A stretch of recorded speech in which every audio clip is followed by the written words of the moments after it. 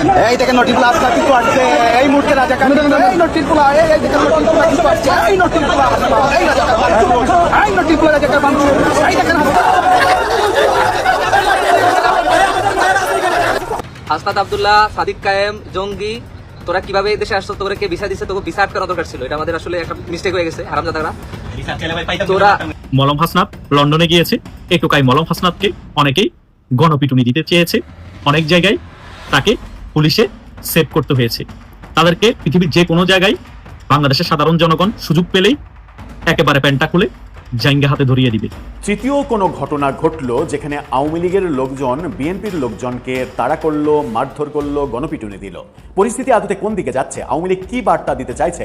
যখন এনসিপি নেতা নাসিরউদ্দিন পাটোয়ারি বলছেন যে আওয়ামী লীগের হামলা থেকে কেউ রক্ষা পাচ্ছে না, তখন আমরা দেখলাম যেখানে আওয়ামী লীগের লোকজন বিএনপির লোকজনকে মারছে। গত কিছুদিনেই দেখা যাচ্ছে হাই প্রোফাইল সব জুলাই যোদ্ধাদের মানে মার দেওয়ার ঘটনা ঘটছে, পেটানোর ঘটনা ঘটছে, বিবস্ত্র করে তাদেরকে দিয়ে রীতিমতো জয় বাংলা স্লোগান দেওয়ানোর ঘটনা ঘটছে। আর এসব ঘটনায় এটা পরিষ্কারভাবে বোঝা যাচ্ছে যে কিছু একটা ঘটছে, কোনো একটা এমন পালাবদল ঘটে গেছে। আসসালামু আলাইকুম দর্শক, অন্যমঞ্চের আলোচনায় আজকে আমাদের আমন্ত্রিত অতিথি হিসেবে আছেন। তৃতীয় কোনো ঘটনা ঘটলো যেখানে আওয়ামী লীগের লোকজন বিএনপির লোকজনকে তাড়া করলো, মারধর করলো, গণপিটুনি দিল। এটা কোন লক্ষণ? এই লক্ষণটা খুব একটা শুভ লক্ষণ নয়। প্রথমে নোয়াখালী, এরপরে হবিগঞ্জ, এরপরে খাগড়াছড়িতে এই ঘটনাটা ঘটলো। অবশ্য ঘটনার প্রেক্ষাপট বিএনপির নেতাকর্মীরাই তৈরি করেছে। সেই প্রেক্ষাপটটা তৈরি করা তাদের হয়তো উচিত হয়নি, কিন্তু উচিত হয়নি বলেই কি তারা মারধরের শিকার হবে যখন তারা ক্ষমতায় আছে? পরিস্থিতি আদতে কোন দিকে যাচ্ছে? আওয়ামী লীগ কি বার্তা দিতে চাইছে? যখন এনসিপি নেতা আসিফ মাহমুদ সজীব ভুইয়া বলছেন, নাসিরউদ্দিন পাটোয়ারি বলছেন যে আওয়ামী লীগের হামলা থেকে কেউ রক্ষা পাচ্ছে না, তখন আমরা দেখলাম যে দেশের 3টি জায়গায় 3বারের ঘটনা যেখানে আওয়ামী লীগের লোকজন বিএনপির লোকজনকে মারছে। তার মানে সংকেতটা খুব একটা পজিটিভ সংকেত না। কি ঘটলো খাগড়াছড়িতে? কেন ঘটলো এই ঘটনাটা? কি মানে আওয়ামী লীগের দোষে ঘটলো, নাকি বিএনপির নেতাকর্মীরা, ওই তৃণমূলের নেতাকর্মীরা অতি উৎসাহী হয়ে কোনো একটা ঘটনা ঘটাতে গিয়ে নিজেরাই নিজেদের বিপদ ডেকে আনলেন, যাতে করে সরকারকে বিব্রতকর পরিস্থিতিতে পড়তে হয়? খাগড়াছড়ির ঘটনাটা চলুন একটু জানি। ডেইলি ক্যাম্পাসের এই শিরোনামটা দেখে নিন। তারা বলছে আওয়ামী লীগ ছাত্রলীগ গোপন বৈঠক করছে, শুনে স্পটে গিয়ে মার খেলেন বিএনপির নেতাকর্মীরা। মানে গোপন বৈঠক করছে, এই ব্যাপারটা মানে যদি রাষ্ট্রবিরোধী ব্যাপার হয় তাহলে সেটা দেখার কথা পুলিশের, বিএনপি নেতাকর্মী দেখার কথা নয়। কিন্তু সেটা দেখতে গিয়েছিলেন, মানে সেটা ব্যবস্থা নিতে গিয়েছিলেন বিএনপি নেতাকর্মীরা, কিন্তু হিতে বিপরীত হলো, উল্টো চিত্র হলো, যেটা সরকারের জন্য খুবই বিব্রতকর একটা ব্যাপার। হ্যাঁ, সরকার এখন হয়তো ওই এলাকার আওয়ামী লীগের নেতাকর্মীদের উপরে পাল্টা প্রশাসন দিয়ে পাল্টা ব্যবস্থা নেবে, সেটা তো ভিন্ন চিত্র। কিন্তু এটা সরকারি দলের যে এরকম অবস্থা, এটা সরকারের জন্য অসম্মানজনক নয়? অবশ্যই অসম্মানজনক, এবং এটা একটা বাজে বার্তা যে দেশ সংঘাতের দিকে যাচ্ছে, যেটা আমরা সাধারণ মানুষ কোনোভাবেই প্রত্যাশা করি না। কি হয়েছে চলুন একটু জানি। খাগড়াছড়ির গুইমারা উপজেলায় কার্যক্রম নিষিদ্ধ আওয়ামী লীগ ও ছাত্রলীগের আলাদা দুটি হামলায় বিএনপির 6 নেতাকর্মী আহত হওয়ার ঘটনা ঘটেছে। রাতে উপজেলার বড়পিলাক ও বাইল্লাছড়ি এলাকায় এই ঘটনা ঘটে। আহতদের উদ্ধার করে হাসপাতালে ভর্তি করা হয়েছে। আহতরা বলেন, হাপছড়ি ইউনিয়ন বিএনপির সাংগঠনিক সম্পাদক জাকির হোসেন, বড়পিলাক ওয়ার্ড স্বেচ্ছাসেবক দলের আহ্বায়ক মামুন, সদস্য জাহাঙ্গীর আলম রনি, যুবদল নেতা মামুন, মাহবুব আলম এবং বাইল্লাছড়ি এলাকার ওয়ার্ড স্বেচ্ছাসেবক দলের সভাপতি মোহাম্মদ বাবু তারা আহত হয়েছেন। স্থানীয় সূত্র বলছে, গুইমারার বড়পিলাক এলাকার একটি বাড়িতে আওয়ামী লীগ ও ছাত্রলীগের নেতাকর্মীরা গোপন বৈঠক করছেন এমন তথ্য পেয়ে বিএনপি ও অঙ্গ সংগঠনের কয়েকজন নেতাকর্মী সেখানে যান। এ সময় উভয় পক্ষের মধ্যে বাগ বিতণ্ডার এক পর্যায়ে হামলার ঘটনা ঘটে। এতে বিএনপি ও অঙ্গ সংগঠনের 5 নেতাকর্মী আহত হন। এদিকে একই সময়ে উপজেলার বাল্লাছড়ি এলাকায় ওয়ার্ড স্বেচ্ছাসেবক দলের সভাপতি বাবুর ওপরে হামলার ঘটনা ঘটে। বিএনপির দাবি, ছাত্রলীগের কর্মী বাপ্পি ত্রিপুরা তার উপরে অতর্কিত হামলা চালায়। গুরুতর আহত অবস্থায় তাকে খাগড়াছড়ি আধুনিক জেলা সদর হাসপাতালে ভর্তি করা হয়েছে।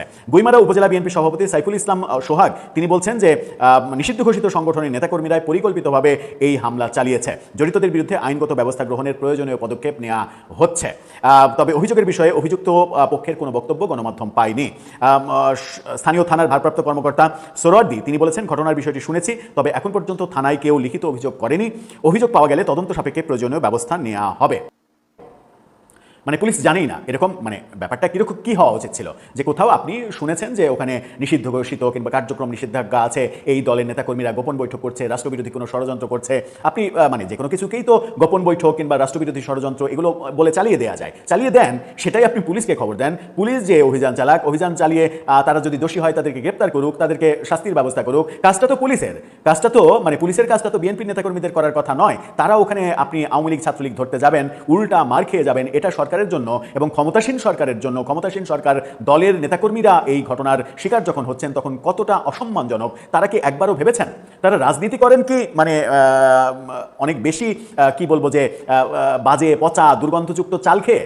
একটু মোটা চাল হলেও সুস্থ স্বাভাবিক চাল খাওয়া মানুষের তো মাথায় এত কম বুদ্ধি থাকার কথা নয়। হ্যাঁ, তারা গেলেন, তাও না হলে মেনে নেওয়া গেল, সাথে পুলিশ থাকলো না কেন? যেটা ইউনূসের আমলে হয়েছিল সেখান থেকেও তো আপনারা শিখতে পারেন যে কাউকে ধরতে হলে পুলিশ সাথে নিয়ে গিয়ে পুলিশকে দিয়ে ধরান। আপনারা কেন বাহাদুরি করতে গিয়েছেন নিজেদের সামর্থ্য বিবেচনা না করে? দর্শক, যেটা হচ্ছে সেটা কি খুব একটা শুভ বার্তা দিচ্ছে?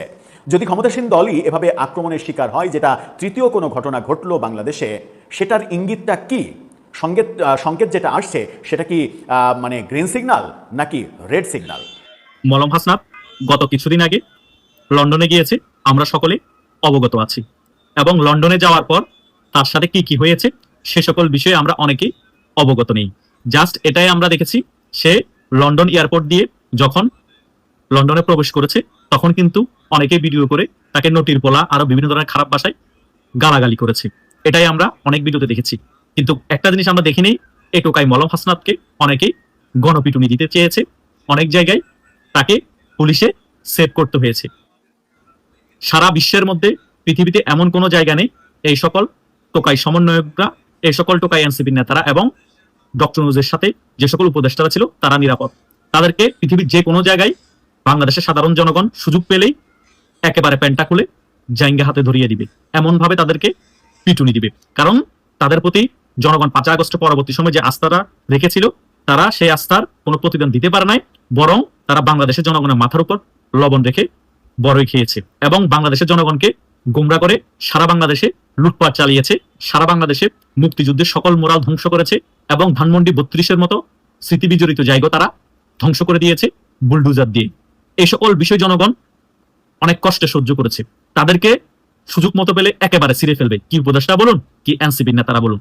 এই হাসনাত আব্দুল্লাহ গণপিটুনি খেতে খেতে লন্ডনে সেভ হয়েছে, কিন্তু এখনো যখন লন্ডনে আছে সুযোগ পেলে ভালোভাবে বাদাম সালাম দিয়ে দিবে। বিভিন্ন সময় আমরা বিভিন্ন জায়গায় দেখতে পাই না, বিএনপির এই নেতাকে আওয়ামী লীগের এই নেতা ধরে পিটুনি দিয়েছে যুক্তরাষ্ট্রে, আরব আমিরাতে।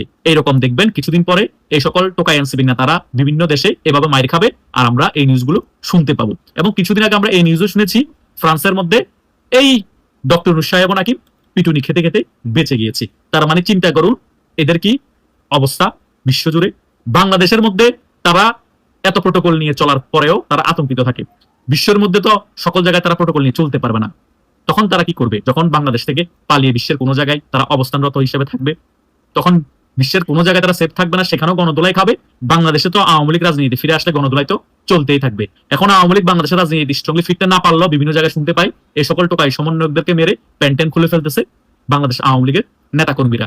আবার এই সকল টোকাই সমন্বয়করা বাংলাদেশ আওয়ামী লীগের নেতাকর্মীদের থেকে বাঁচার জন্য বিএনপিরও সাপোর্ট চাচ্ছে এবং বিএনপি সাপোর্টের বদল তারাও কেলানি দিয়ে তাদের প্যান্টটা খুলে দিচ্ছে। এই অবস্থা এই সকল টোকাই সমন্বয়ক এবং এনসিপি নেতাদের, তাদের কোনো নিস্তার নাই বাংলাদেশে। তারা বাংলাদেশের জনগণকে ব্রেনওয়াশ করিয়ে কয়েকশো ছাত্রের হত্যাকাণ্ড ঘটিয়েছে এবং কয়েকশো ছাত্র হত্যাকাণ্ড ঘটিয়ে তারা বাংলাদেশের রাষ্ট্র ক্ষমতা এসেছিল ডক্টর ইউনূসকে ধরে এবং হাজার হাজার কোটি টাকা বাংলাদেশ থেকে বিদেশে পাচার করেছে। সো এই সকল টোকাই সমন্বয়কদেরকে বাংলাদেশের জনগণ বিন্দু মাত্র ছাড় দিবে না সুযোগ পেলে। আর এই সকল টোকাই সমন্বয়কদের মুখোশ উন্মোচন করার জন্য আমাদের মতো ইউটিউবাররাই যথেষ্ট। আমরা 5 আগস্ট পরবর্তী সময়ে এই সকল বিষয় নিয়ে অনেক প্রতিবাদ করেছি এবং সামনে প্রতিবাদ করে যাব, যতদিন পর্যন্ত এই সকল টোকাই এনসিপি নেতাদের ভালো মতো গণদোলাই বাংলাদেশের মাটিতে হচ্ছে না এবং বিদেশের মাটিতে হচ্ছে না। এটা কিন্তু ধরে রাখতে পারেন, এখন না হলো আগামীতে 100% হবে। তাদেরকে ধরে ধরে গণদোলাই দিয়ে শাহবাগ চত্বরে টাঙ্গিয়ে রাখবে বাংলাদেশের জনগণ। বাংলাদেশ আওয়ামী লীগের নেতা কর্মীদের প্রয়োজন হবে। এরা কারা, কোন পক্ষগুলো এত শক্তিশালী হয়ে উঠলো যে মানে ধরেন ছাত্রলীগ, আওয়ামী লীগ শরীফ হোসেনের সঙ্গে এমন করে তাকে জয় বাংলা জয় বঙ্গবন্ধু বলিয়েছে? কোথায়? মানে আমরা তো এই জুলাই যোদ্ধাদের কাছেই শুনি যে সারা বাংলাদেশে এখনো নাকি কোথাও ওই মানে আওয়ামী লীগ ছাত্রলীগ উঠে দাঁড়াবে এর কোনো সুযোগ নাই, মানে তাহলেই নাকি জুলাই যোদ্ধারা ঐক্যবদ্ধ হয়ে দাঁড়িয়ে পড়বেন। তাহলে এদেরকে কারা পেটাচ্ছেন, কারা এদেরকে দিয়ে এরকম ভয় পাইয়ে দিচ্ছেন, সে প্রশ্নটা কিন্তু করতেই হয়। 2024-এর আগস্টের পর আপনাদের অনেকেরই মনে থাকবে আমরা যখন প্রথম বীর জুলাই যোদ্ধা হাসনাত সার্জিসদের তাদের চিনতে শুরু করলাম। আর তারা যখন বীর জুলাই যোদ্ধা হওয়ার সুবাদে দামি দামি গাড়ি চড়তে শুরু করলেন, প্রায়শই রাতে বিরাতে তাদের গাড়িতে কারা কারা জানি ধাক্কা দিত। আর হাসনাত সার্জিসরা হুঙ্কার ছেড়ে সংবাদ মাধ্যমে বলতেন, ফেসবুকে পোস্ট দিতেন যে তাদেরকে হত্যা চেষ্টায় নাকি এসব গাড়ি দুর্ঘটনার ঘটনা ঘটছে। এরপর প্রায়শই হাসনাত আব্দুল্লাহ এসব বক্তৃতা দিতেন যে মৃত্যু পরোয়ানা মাথায় নিয়ে ঘুরছেন তারা। এই হাদির মৃত্যুর পরেও তারা বললেন যে রাষ্ট্রের কাছে শুধুমাত্র স্বাভাবিক মৃত্যুর গ্যারান্টি তারা চান, কারণ এই মৃত্যু পরোয়ানা নিয়ে যে জুলাই যোদ্ধাদের মাথায় রেখে চলতে হচ্ছে সেটা আর কিছুতেই মেনে নেওয়া যায় না। গত কিছুদিনেই দেখা যাচ্ছে হাই প্রোফাইল সব জুলাই যোদ্ধাদের মানে মার দেওয়ার ঘটনা ঘটছে, পেটানোর ঘটনা ঘটছে, বিবস্ত্র করে তাদেরকে দিয়ে রীতিমতো জয় বাংলা স্লোগান দেওয়ানোর ঘটনা ঘটছে। আবার কোনো হাই প্রোফাইল বীর জুলাই যোদ্ধা যারা পুলিশ সদস্যদেরকে পিটিয়ে মেরে আগুন দিয়ে ঝুলিয়ে রেখেছেন, এমন সব বীর যোদ্ধাদের কাউকে কাউকে নাকি ছাত্রদল পেটাচ্ছে। একদিন পেটানোর ভয়ে গিয়ে থানায় আশ্রয় নিচ্ছেন বীর জুলাই যোদ্ধা, তার পরের দিন ছাত্রদল খুঁজে বের করে তাদেরকে পেটাচ্ছে। আবার কোনো জুলাই যোদ্ধাকে নাকি পুলিশ ধরে নিচ্ছে, এই অভিযোগ আসছে। আবার অনেক ক্ষেত্রেই ওই পরিবারগুলো বলছে না না আমরা জুলাইয়ের সঙ্গে জড়িত ছিলাম না, কিংবা জুলাইয়ের সঙ্গে তারা বিষয়টাকে না মেশালেও জুলাই যুদ্ধে যারা নেতৃত্ব দিয়েছেন সেসব ব্যক্তিবর্গ এসে বলছেন এরা মার খাচ্ছে, এরা পিটুনি খাচ্ছে, এদেরকে পুলিশ হয়রানি করছে শুধুমাত্র এই কারণে যে এরা জুলাইপন্থী, এরা জুলাই যোদ্ধা। মানে হঠাৎ করে সারা বাংলাদেশে সাধারণ মানুষ, ছাত্রদল, জয় বাংলা জয় বঙ্গবন্ধু বলানো লোক, পুলিশ সবাই মিলে কেন জুলাইপন্থী আর জুলাই যোদ্ধাদের বিপক্ষে দাঁড়িয়ে গেল এবং এদের গায়ে হাত তোলার সাহস করছে, সেটা কিন্তু একটা খুব গুরুত্বপূর্ণ প্রশ্ন নিশ্চিতভাবে। দেখেন, সবচেয়ে আলোচিত এখন যে ঘটনাটা, সকল সংবাদ মাধ্যমে শিরোনাম, ক্রিকেটার নাইমকে চট্টগ্রামে পুলিশ মারধর করেছে এবং এই কারণে পুলিশের এক এসআই সহ দুজনকে সাময়িকভাবে বরখাস্ত করা হয়েছে। ঘটনাটাতে ক্রিকেটার নাইম যেটা সাংবাদিকদেরকে জানিয়েছেন, তিনি বলেছেন যে রাতের ফ্লাইটে তিনি চট্টগ্রাম বিমানবন্দরে নামার পর অটোরিকশা করে বাসার উদ্দেশ্যে রওনা হন। এক্সপ্রেসওয়ে থেকে নামার সময় লালখান বাজার এলাকায় পুলিশ অটোরিকশাটিকে থামার সংকেত দেয়, চালকের কাছ থেকে গাড়ির কাগজপত্র নেয়, আর পরে নাকি গাড়ি থেকে নামিয়ে নাইম হাসানকে লাঠি ও পাইপ দিয়ে মারধর করা শুরু করেন কুলসি থানার এসআই শফিকুল ইসলাম আর পুলিশের সোর্স সোহেল। একটা পর্যায়ে অটোরিকশায় করে নাইমকে তারা থানায়ও নিয়ে যান, সেখানেও তাকে হেনস্থা করা হয়। পরে বিসিবি কর্মকর্তাদের হস্তক্ষেপে ছাড়া পেতে হয় নাইমকে। এবং নাইমের এই ঘটনায় নাইম যে বর্ণনা দিয়েছেন তাতে তিনি বলেছেন এমনকি শখানেক লোক জড়ো হয়ে পুলিশকে বারবার বলেছেন যে উনি নাইম, উনি বাংলাদেশের জাতীয় দলের ক্রিকেটার, তবু নাকি পুলিশ তাদের মার বন্ধ করেনি। এখন পুলিশ প্রথম আলোকে এ বিষয়ে ব্যাখ্যায় বলছে যে এ সময় তাদের কাছে খবর ছিল, গোয়েন্দা তথ্য ছিল যে এই অটোরিকশাটায় নাকি চোরাচালান হচ্ছে, সোনার একটা চোরাচালান আসবে সিএনজি চালিত অটোরিকশায় করে। এই তথ্যের ভিত্তিতেই শফিকুল নামের ওই এসআই লালখান বাজার এলাকায় অভিযানে যান এবং মনিরুল, খুলশি থানার আরেক এসআই, তিনি একটা গোয়েন্দা সংস্থার কাছ থেকে ওই অটোরিকশা দিয়ে সোনা চোরাচালান হচ্ছে এই তথ্য পেয়েছেন বলে দাবি করেছেন। মানে গোয়েন্দা সংস্থা, পুলিশ সবাই মিলে এই ক্রিকেটারকে সোনা চোরাচালানি বানিয়ে এমন মানে আচমকা অটোরিকশা থেকে নামিয়ে পাইপ দিয়ে মারছে, লাঠি দিয়ে মারছে, সেটা যেমন বিস্ময়কর এবং আতঙ্কজনক, কিন্তু আমার কাছে মনে হয়েছে সবচেয়ে তাৎপর্যপূর্ণ যেটা, সেটা হচ্ছে জুলাইয়ের নেতা, জুলাইয়ের এই যে ফ্যাসিস্ট বিরোধী আন্দোলনের এক প্রধান মুখ পিনাকি ভট্টাচার্য, তিনি স্ট্যাটাস দিয়ে বলেছেন এই যে ক্রিকেটার নাইম, তাকে যে পেটানো হয়েছে কারণ তিনি জুলাইপন্থী একজন ব্যক্তি। পিনাকি ভট্টাচার্য লিখছেন যে জাতীয় দলের ক্রিকেটার নাইম হাসান জুলাইপন্থী একজন ব্যক্তি, তার বাবা শহরের স্থানীয় কাউন্সিলর, বিএনপি নেতা, এবং তিনি লিখছেন কোন জুলাই বিরোধী কারো সাথে কখনো এরকম ঘটনা ঘটতে দেখবেন না, এরকম কোন ঘটনা শুধুমাত্র জুলাইপন্থীদের সাথেই ঘটে। এর আগে নেত্রকোনায় একটা ঘটনা ঘটেছে, জাহাঙ্গীরনগর বিশ্ববিদ্যালয়ের এক শিক্ষার্থী,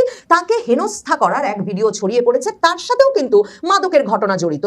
ওই যুবকে, একদল যুবক নাকি এই জাহাঙ্গীরনগর বিশ্ববিদ্যালয়ের শিক্ষার্থীকে ধরে তাকে মাদক কারবারি বলে হেনস্থা করতে থাকেন। এখন সেই নেত্রকোনায় জাহাঙ্গীরনগর বিশ্ববিদ্যালয়ের যে শিক্ষার্থীকে হেনস্থা করা হয়েছে পূর্বধলা উপজেলার সিন্দুররাটিয়া শালদিঘা এলাকায়, সেখানে ওই শিক্ষার্থী সাংবাদিকদের বলেছেন, সংবাদ মাধ্যমকে বলেছেন যে তিনি এদের গ্রামের বাড়ি এসেছেন, এরপর তিনি সদর উপজেলার আরেকটা গ্রামে তার বড় বোনের বাড়িতে গিয়েছিলেন, সেখান থেকে তিনি যখন নেত্রকোনা পূর্বধলা সড়কের বাইপাস মোড় এলাকায় ঘুরতে যান, সন্ধ্যার পর সেখানে তিনি একটা ইজি বাইকে পূর্বধলা সড়কের উদ্দেশ্যে রওনা হন, আর পথে ত্রিমোহনী সেতুটা পার হয়ে শালদিঘা এলাকায় গেলেই, মানে নেত্রকোনার মধ্যেই, দুই যুবক তার পথ রোধ করে তাকে ইজি বাইক থেকে নামতে বললে নেমে পড়েন তিনি।